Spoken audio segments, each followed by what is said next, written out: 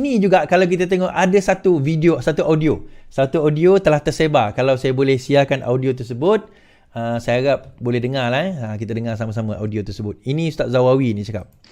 Assalamualaikum warahmatullahi wabarakatuh. Minta maaf dekat TikTok tak boleh dengar. InsyaAllah apa yang berlaku ini kita kena anggap satu ketentuan daripada Allah yang ada hikmah di sebaliknya, insya-Allah. Cuma kita semua jentera-jentera mesti bangun bersemangat, mesti bangkit, di mana insya-Allah ramalan daripada ustaz dan rakan-rakan yang lain, kerajaan ini dia tak akan bertahan lama. Insya-Allah peristiwa yang telah berlaku sebelum daripada ini akan berulang kembali kerana jumlah yang kita perolehi agak besar dan ramai pihak yang sebenarnya tidak nak bersama-sama dengan DAP dan dengan PKR ini, Anwar. Cuma kita bersabar sekejap, insya-Allah kita akan mengorak langkah, mengatur strategi-strategi yang baru untuk kita pastikan kerajaan di Malaysia ini akan dikuasai oleh Perikatan Nasional, insya-Allah. Sekian, terima kasih. Assalamualaikum warahmatullahi wabarakatuh. InsyaAllah apa yang berlaku ini kita kena anggap satu ketentuan daripada Allah yang ada hikmah di sebaliknya, insya-Allah. Cuma kita semua jentera-jentera mesti bangun bersemangat, mesti bangkit. Okey, so kalau kita dengar jelas dekat situ bagaimana satu audio telah tular berkenaan dengan apa yang saya sebut sebagai satu usaha telah dibincangkan, telah dirancang oleh perikatan-perikatan. Ada juga perikatan nasional ini untuk memastikan bahawa perikatan nasional ini akan berkuasa kembali. Dia macam orang dah gila kuasa sekarang ni, tuan-tuan. Sekarang ni mereka berkuasa kembali. So dalam kejadian, dalam peristiwa tersebut, dalam audio tersebut, beliau telah ditanya Ustaz Zawawi ni telah dipanggil dan ditanya berkenaan dengan audio tersebut. Okay, so kita baca dengan apa kenyataan beliau. Okay. Ahli Parlimen PAS enggan ulas rakaman audio tukar kerajaan. Seorang pemimpin kanan PAS enggan mengulang dakwaan ia adalah pemilik suara dalam rakaman audio yang tular di media sosial sejak beberapa hari yang lalu. Malah ketika dihubungi Malaysia Kini hari ini, Setiausaha Majlis Syura Ulama PAS Nik Muhammad Zawawi Saleh berkata dia sendiri tidak dimaklumkan berhubung perkara tersebut dan tidak mendengar sendiri rakaman berkenaan. Itu tiada komen, katanya ringkas. So tadi Ustaz, saya dah mainkan rakaman itu. Harap walaupun Ustaz boleh tunjuk kat Ustaz kalau katanya Ustaz tidak tahu atau tidak pernah dengar audio tersebut. Kalau tak pernah dengar, mungkin orang boleh, mungkinlah dia masih rakam. Mungkin saya tak tuduh dia rakam kan, mungkin itu suara orang lain. Mungkin kan. Tetapi takkanlah lebay nak menipu kan.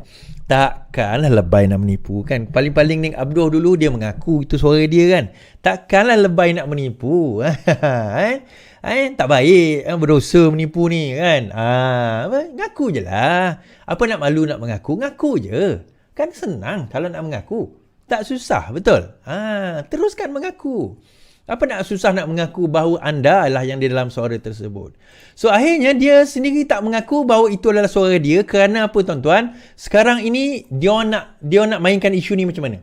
Okay. Moving forward, kalau kita tengok, dia tak jadi kerajaan.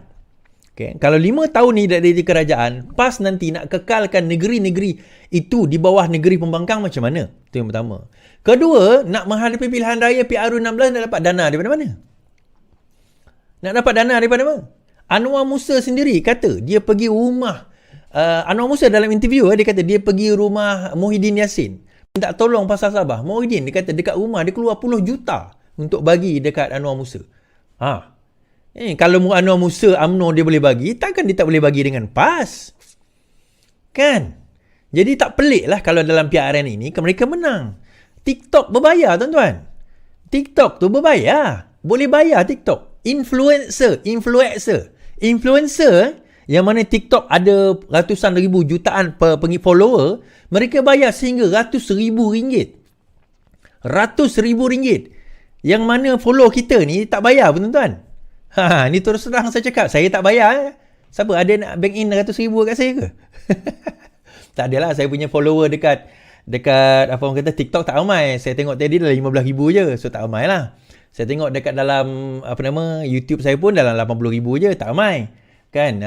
Facebook follower saya pun dalam 130,000 je, tak ramai. Tak adalah juta-juta punya orang, tetapi dia organik. Saya tak pernah bayar untuk nak dapatkan orang kata jumlah follower yang ramai ni. Tak macam ada sekat Sarawak pun, ada Sarawak dia punya apa orang kata Facebooker ni yang selalu kutuk saya kat Sarawak ni, yang GPS punya tu. Dia punya follower 300,000 tuan-tuan. Tapi setiap kali posting 3, 5 like. Saya pun pelik. Follower 100,000 tapi posting like 3 orang, 5 orang. Paling banyak pun 100 orang. Saya pelik kan. Saya letak gambar saya gunting rambut pun 1.5k. Bukan nak bangga jumlah orang yang like tu, tapi maksudnya nampak bahawa daripada situ dia tak organik. Yang jumlah like tu bukan organik, itu like beli tuan-tuan. Nak tahu like beli tu tidak, kita tengok dia punya like beli. Satu lagi kita boleh beli like posting, satu lagi like page. Kita boleh beli tu. Saya tak beli Kalau tuan-tuan tak percaya, dekat TikTok ni like pun boleh beli. Boleh. YouTube pun boleh beli. Sebenarnya boleh. Itu saya terfikir tuan-tuan. Ni saya terfikir je lah. Saya terfikir lah, apa kata kalau saya buka satu syarikat yang membantu usahawan-usahawan daripada saya. Yalah, saya dah ada kemahiran TikTok, saya dah kemahiran YouTube, Facebook, Twitter dan sebagainya ni kan, Instagram. Apa kata saya buat satu syarikat membantu usahawan-usahawan nak buat digital content dan digital marketing dia sendiri. Macam, tuan-tuan rasa okey tak idea tu? Kalau okey, tuan-tuan boleh PM apa orang kata, boleh DM admin saya. Jap. Boleh DM admin saya di nombor berikutlah, nombor 0172640913, 0172640913. Okey, itu cerita lain.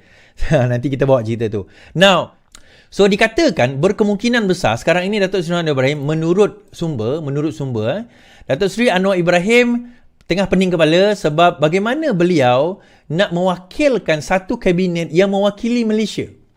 Dia tak nak semua ramai Melayu je kat situ. Tak nak ramai Cina je kat situ. Tak nak satu bangsa je. Dia mesti ada representatif daripada semua bangsa.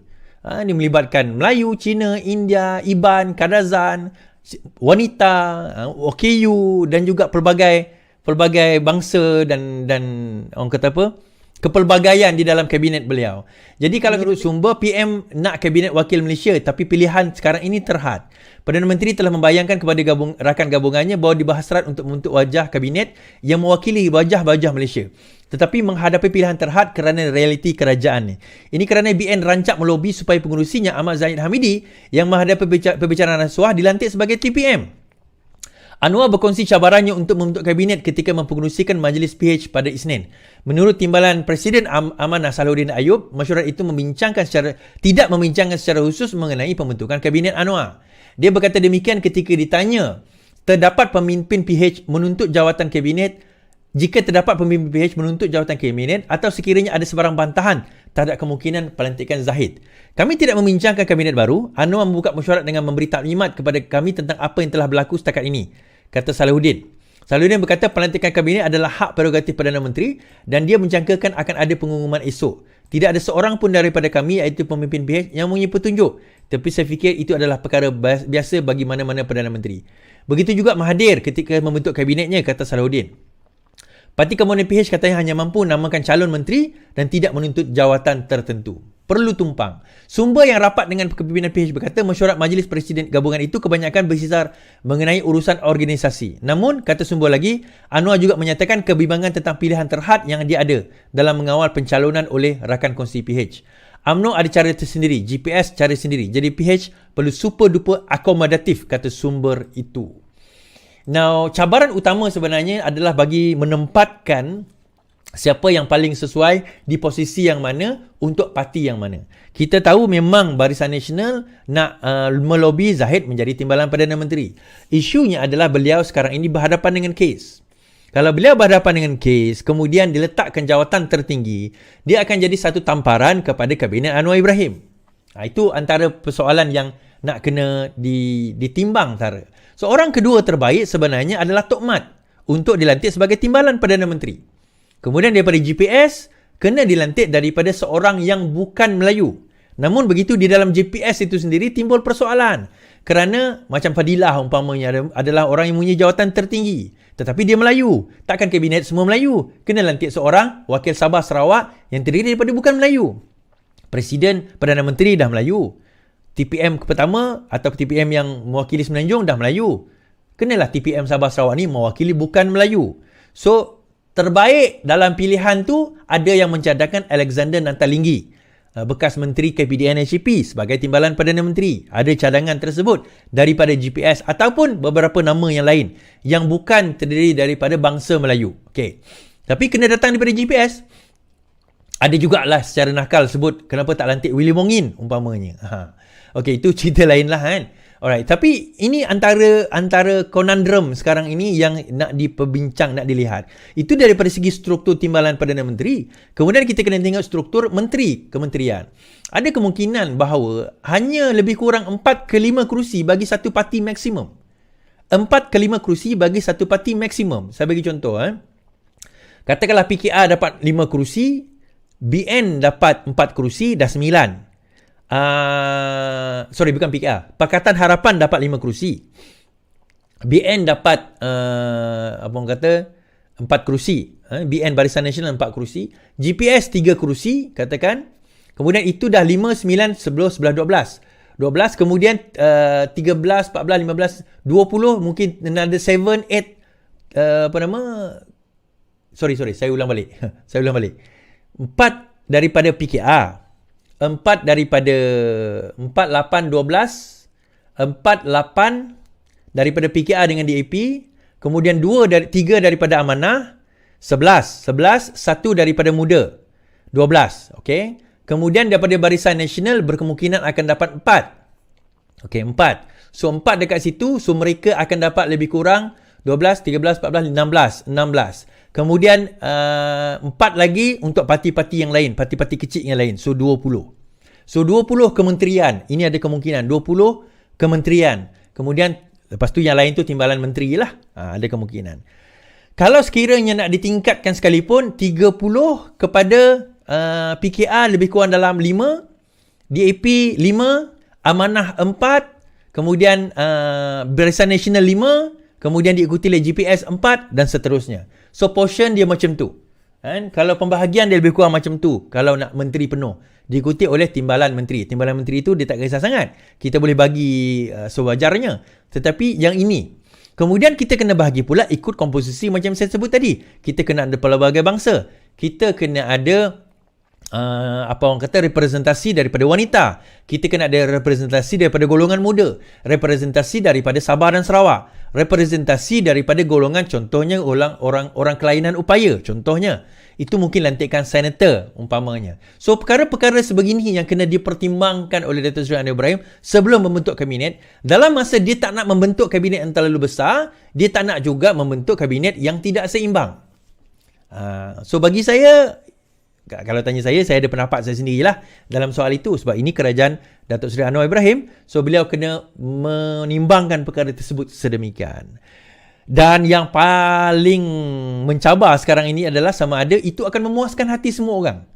Akan memuaskan hati semua orang atau tidak. Itu yang persoalan paling mencabar yang sekarang ini kena dipertimbangkan oleh Datuk Seri Anwar Ibrahim. Berjaya atau tidak, macam saya kata. Berjaya atau tidak. Macam ada satu video hari ni apa orang kata Saiful lawyer share kat saya dekat TikTok dia kata Menteri Besar Kedah kata Anwar Ibrahim tidak akan jadi Perdana Menteri, tidak akan menjadi Perdana. Ini sebelum dia jadi PM lah. Lepas ini pun dia tak akan jadi PM. Dia tuan-tuan macam ni lah. Kita jangan terlalu yakin dengan rezeki yang Allah bagi. Itu syirik nama dia. Bukan kita menentukan kalah menang orang, bukan kita menentukan rezeki orang. Kita boleh predict tapi jangan terlalu sure. Macam saya selalu kata, saya predict, saya jangkakan, saya rasa berdasarkan kepada calculation, kebarangkalian. Saya cakap macam tu. Saya tak kata definitely, secara sahnya memang kita akan menang, confirm lah. Tak ada. Sebab ujungnya kita usaha rezeki itu datang daripada Allah SWT. Itu pun mewajarkah? Okey. Sekian, terima kasih saya ucapkan kepada semua yang menonton bersama dengan saya. Ini nombor admin saya 0172640913. Tolong jangan call beliau, dia takkan jawab call ini. Tolong jangan call, walau WhatsApp saja. Sekiranya ada bantuan yang diberikan. Siapa nak jadi ahli parti keadilan rakyat di Petrajaya? Tempat lain saya bukan tak nak, tapi sebab saya tak tahu kan. Siapa nak jadi ahli parti keadilan di Petrajaya, membantu kita insyaAllah, maka boleh WhatsApp beliau dalam nombor ini. Siapa nak membantu boleh silakan. Bercakap tentang investment fintech, investment lebih RM50,000, boleh juga hubungi Anna di 017-264-0913, 017-264-0913. Terima kasih saya ucapkan. Kita jumpa lagi insyaAllah. Selamat malam, selamat beristirahat. Yang penting, lawan. Tetap lawan.